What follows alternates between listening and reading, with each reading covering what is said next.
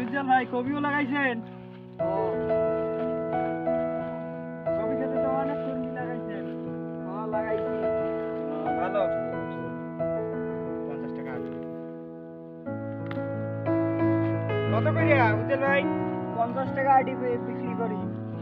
আচ্ছা দিয়ে তাহলে। নিতে পারবা? হ্যাঁ নিব। ভালো দেখে দিও হ্যাঁ, আগা মোটা যাতে থাকে।